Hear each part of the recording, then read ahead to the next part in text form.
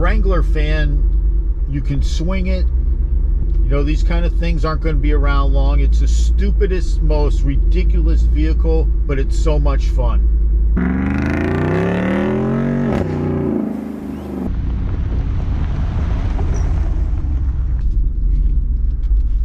You gotta watch the rocks and the holes.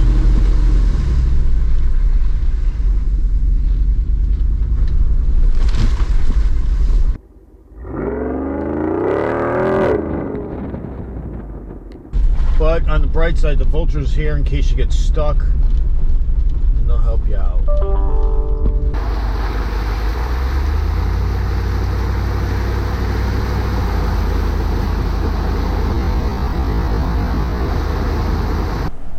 This Jeep is nothing but fun. The entertainment factor alone is worth admission. And I daily drive this one. And I thoroughly enjoy it as a daily driver.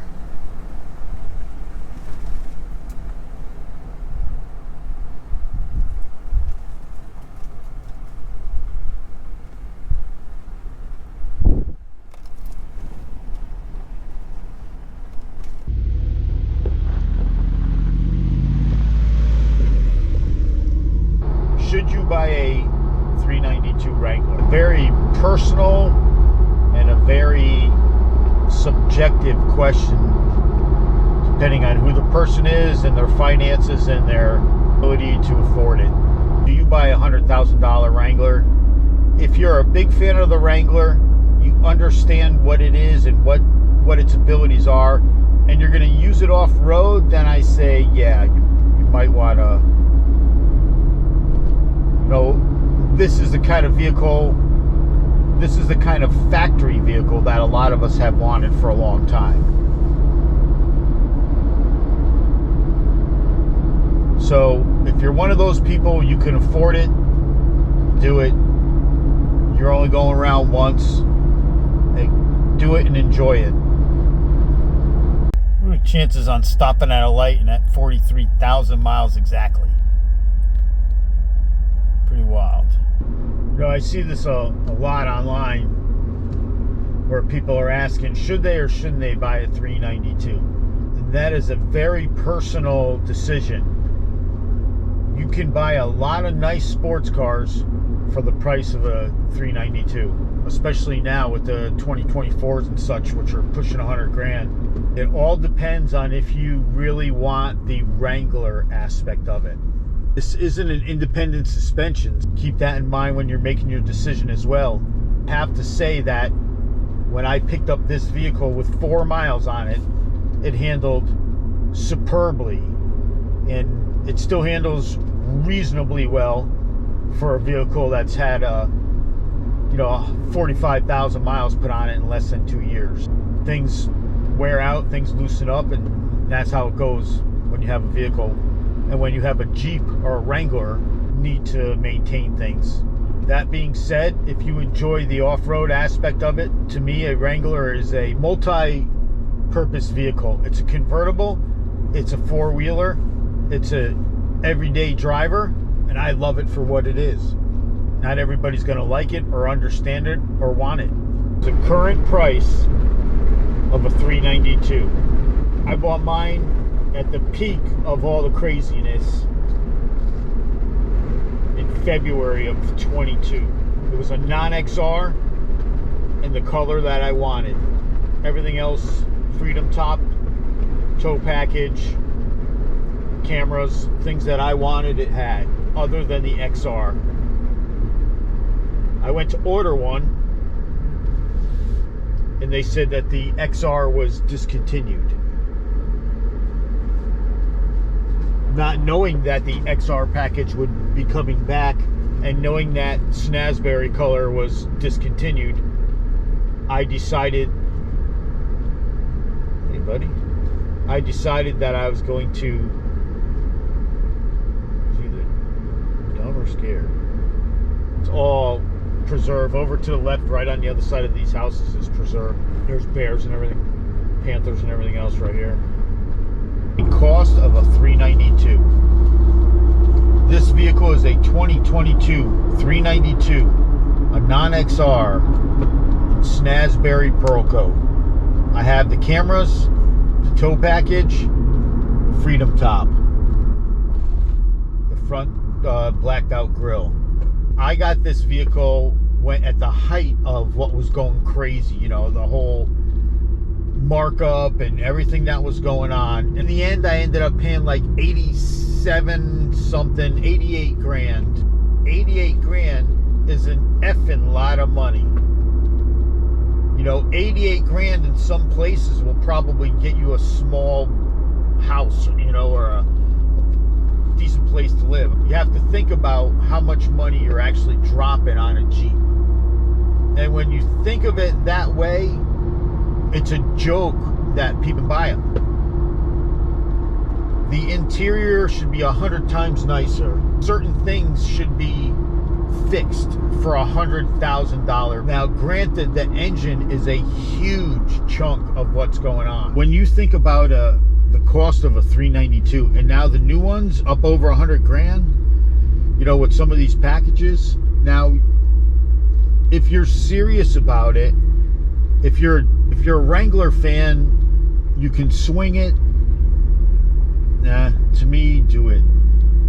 You know, these kind of things aren't going to be around long. It's the stupidest, most ridiculous vehicle, but it's so much fun. And if you're a fan of the Wrangler, it makes perfect sense, because this is the kind of vehicle that we've all wanted for a long time. That was from the factory, though, with the full warranty and the rest of it. Now they're pushing 100, maybe over 100.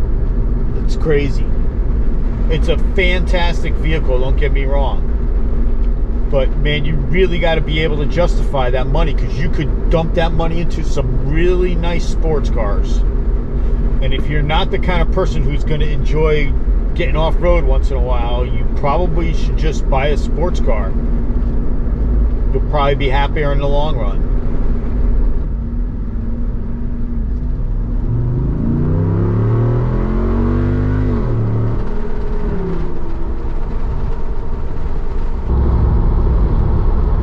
Found the 392 to be a fantastic long-distance traveling companion, other than the fact that it chews through gas. And I was averaging, what did I 14.6, I think, was some of the best I was getting. And usually that was on, you know, 2-lane back roads. Once you start getting above 75 or so, 70, 75, the wind resistance just kills your gas mileage, especially when you're on 35s. This is a non-XR on 35s, so I've got the stock gearing, not the XR gearing. What I find myself doing a lot of times is I'll use the left floppy paddle as a down, like when I'm coming up to a light or a stop sign or something, and I'll use the stick for the upshifts. It just seems very comfortable, natural to somebody who's used to driving stick shifts, you know, manual shifts. Pulled it at 4, 5.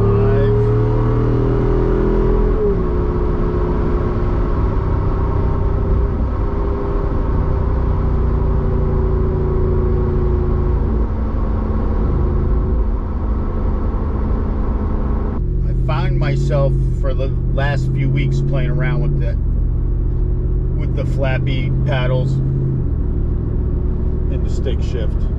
Paddles don't react as fast as the stick seems to when you hit it, and neither of them reacts fast enough for my liking. Whipping, trying to make some time, and you shift, there's a delay in how long it takes to shift. And if this thing is revving fast, it blows right into the rev limiter, and in first and second gear it's really easy to do. My specific vehicle, this vehicle is a 2022 non-XR running on 35s. This vehicle tends to go into 4-cylinder really easy. If I'm in Off-Road Plus, it goes in even easier. Off-Road Plus, 4-cylinder mode is on.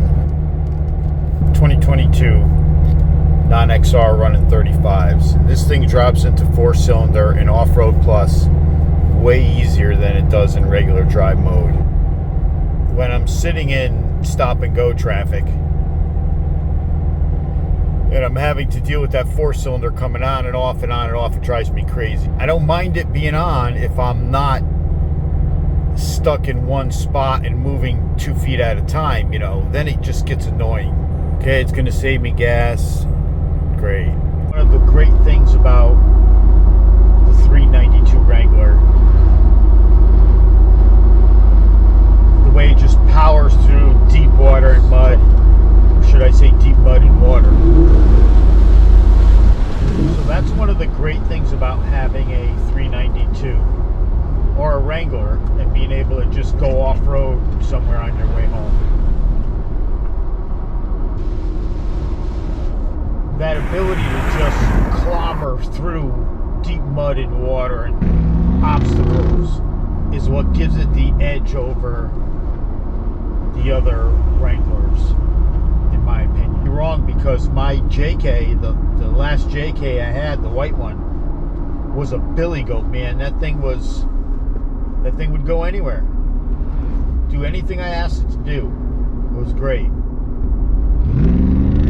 But this takes it up a notch even further. This thing feels like you could point it straight up and it would go. Another successful trip through the park on the way home. It's always fun. Sure beats sitting in traffic all day. 392 enjoys being out in that mess.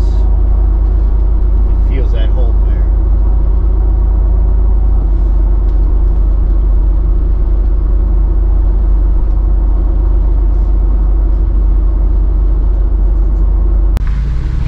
Another 30 blocks of puddles, I have a feeling. But on the bright side, the Vulture's here in case you get stuck, and they'll help you out. I can't say enough good things about this vehicle. I'm going to do probably 55,000 miles in 2 years. I'm at 20 months right now and 45,000. It's been a fantastic vehicle. It's been a great everyday driver. It's been a phenomenal weekend toy. It does everything I ask it to do. And I have a heck of a lot of fun driving it. It is a convertible. It's a muscle car. It's an everyday driver. And it's a killer off-roader. It's a lot of money. If you're not big into the Wrangler aspect of it, and if you're not an off-roader, you might be better off buying a sports car. As far as this vehicle, other than the few issues that I've had, which I spoke about in my videos, I really enjoy driving this thing. And it always, in the back of my mind, when I come out of work, no matter how crappy a day you may have, or I always know that when I come out of work and I'm driving home, I'm driving in a 392. So just pop the top, hit that off-road plus button, turn on your sport exhaust, and nail the gas pedal. Thanks for watching. It's highly appreciated. And please help me defeat the YouTube algorithms. Like, subscribe, share, and comment. See you out on the trails, or maybe the drag strip.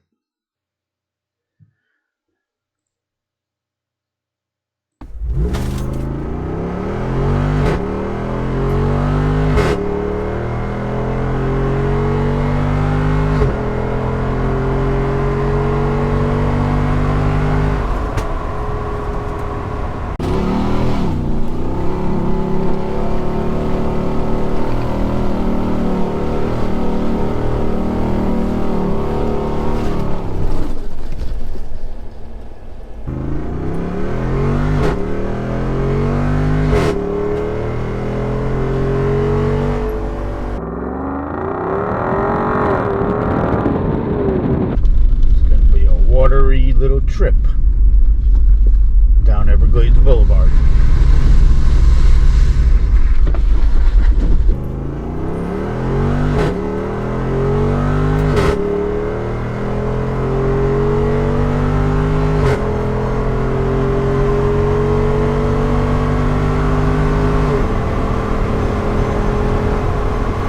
There's a rev limiter.